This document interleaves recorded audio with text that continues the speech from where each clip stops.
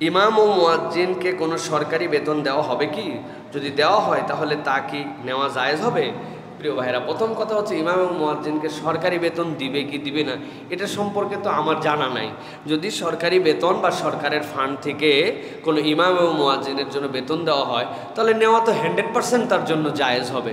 কেননা সেই মানুষটা যে সার্ভ করতেছেন, যে কাজ করতেছেন, ওটাকে সরকার তার আমলে নিয়ে মনে করছে তার জাতির, তার যারা মানুষজন আছেন, জনগণ আছেন, তাদের একটা দায়িত্বশীলের জায়গায় আছেন। সুতরাং আমরা তো বলবো, মুসলিম বিশ্বের অনেক দেশ এটা নজির স্থাপন করেছেন। আরবের কোনো মসজিদের বেতন কোনো পার্সোনালি হয় না, সরকারের আলাদা মন্ত্রণালয় থেকে তার জন্য বেতন হয়, তার ক্যাটাগরি হয়।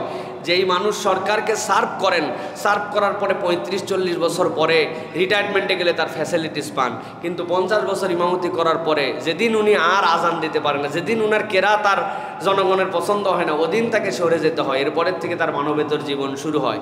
এটা তো কোনো ইমাম মুয়াজ্জিনের হতে পারে না। সুতরাং আমরা বলবো, কেবল জায়েজ নয়, দাবি করব যে ইমাম মুয়াজ্জিনের জন্য ন্যূনতম একটা ক্যাটাগরির বেতন বা সরকার থেকে একটা ভাতা, অথবা এত বছর চাকরি করার পরে যদি কোনো কর্তৃপক্ষ সরকারের কাছে এটার প্রুভমেন্ট দেয় তাহলে তার জন্য একটা নাগরিক সুবিধা, এইটা করা একজন ইমাম মুয়াজ্জিনের জন্য এই মুসলিম সমাজের পক্ষ থেকে আমাদের দাবি।